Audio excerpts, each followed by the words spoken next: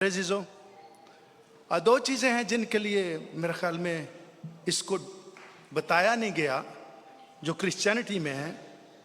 इसको एक को ऑर्डेन्ड पास्टर, एक को सर्टिफाइड पास्टर कहते हैं। अब कई बार हम सोचते हैं कि ये शख्स इतना पढ़ा लिखा नहीं है। कई बार ये सोचते हैं कि ये कैसे पास्टर बन गया। तो जैसे क्रिश्चियन वर्ल्ड में जैसे किसी को डॉक्टर की अजाज़ी डिग्री दी जाती है, किसी को बिशप की डिग्री दी जाती है, तो वो उसके कामों की वजह से की जाती है। सो जो ऑर्डिनेशंस है वो किसी की भी, गौर से सुनिएगा, ये बहुत पावरफुल बातें हैं जो डिटेल के साथ नहीं बताई जाती। सो ऑर्डिनेशन जो है वो आपके एक्सपीरियंस पे की जाती है, और ऑर्डिनेशन उसकी होती है जिसके पास कलीसिया हो।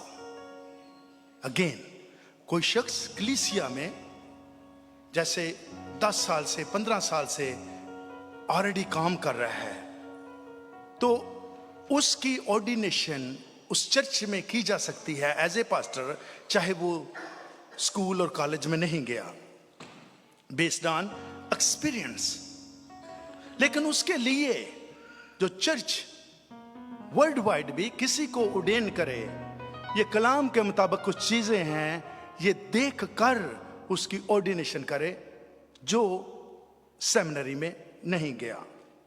Number 1, lifestyle and reputation. जिस शख्स को ऑर्डेन किया जाता है वो ऐसा तो नहीं कि घर में ही मारपीट हो रही है, गालियां निकाल रहे हैं पादी साहब, और चर्च में आकर मैसेज दे रहे हैं।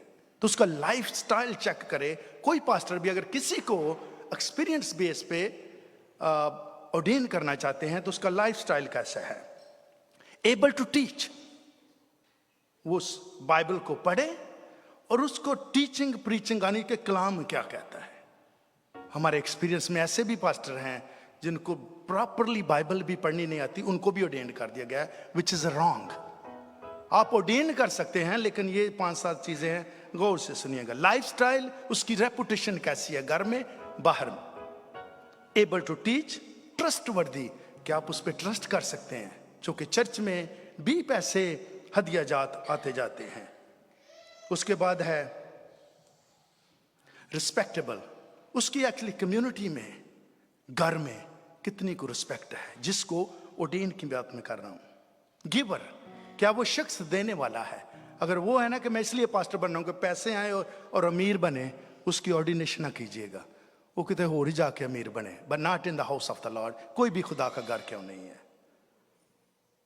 हॉस्पिटेबल, घर में बुलाकर खादमों की, गरीबों की, मस्कीनों की खिदमत करता, जो घर के दरवाजे खोल सकता है। जिसके अपने घर के दरवाजे बंद हैं उसकी ऑर्डिनेशन नहीं होनी चाहिए। ब्लेमलेस, फेथफुल टू हिज और हर स्पाउस, अपने खामंद बीवी से वफादार हो, उसकी होनी चाहिए ऑर्डिनेशन। नाट, ये बहुत मुश्किल है और बहुत कम होनी चाहिए, लेकिन ये उसकी होनी चाहिए। ये सारी चीजें जो इन पे पूरा उतरता है। वेल डिसिप्लिन्ड, जिसकी बातों से, कामों से, किरदार से पता हो कि पेरेंट्स ने और आगे कलाम ने इसको सही डिसिप्लिन किया हुआ है। Able to manage his family, घर का अरेंजमेंट कर सकता हो। एंड हैव कॉन्ग्रीगेशन, जिसके पास लोग हों। अगर अकेला ही बंदा पास्टर बनना चाहता है और बनना भी ऑर्डेन चाहता है बगैर सर्टिफिकेशन के, मेरी दरख्वास्त है वर्ल्ड वाइड पास्टर को, जो इसमीन जो चर्च के साथ काम ही नहीं कर रहा, छुट्टियां कर रहा है, लेट आ रहा है, चर्च में गिविंग नहीं है, लाइफ ठीक नहीं है, तो वर्ल्ड वाइड में पासबानों को एक एडवाइस देना चाहता हूं, उस शख्स को जो एंड जिसके पास कांग्रीगेशन नहीं है। क्योंकि शेपर्ड आप बन रहे हैं, और जो चरवाहा है, अगर भेड़े ही नहीं है तो चरवाहा क्यों बनना चाहते हैं। अमेरिका में पादी साहब, आपके पास 10 डॉक्टर की डिग्रियां हों सेमिनरी की, आपको पास्टर नहीं कहते। ऐसा नहीं कि आपने तालीम ले ली है और बस आपको जी पास्टर, मुन्नू भी पास्टर कहो। जब तक आपके पास कलीसिया नहीं, जब तक आपने बड़ी डिग्रियां ली हैं, जब तक कलीसिया नहीं उतनी देर तक पास्टर, क्योंकि पास्टर शेपर्ड है तो बेड़े कहाँ हैं। तो यूएसए में किसी को पास्टर नहीं कहते जब तक उसके पास कलीसिया ना हो, लेकिन सर्टिफाइड पास्टर उसको कहते हैं जो प्रॉपरली सेमिनरी में गया है, बिब्लिकल एजुकेशन थियोलॉजी सीखी है।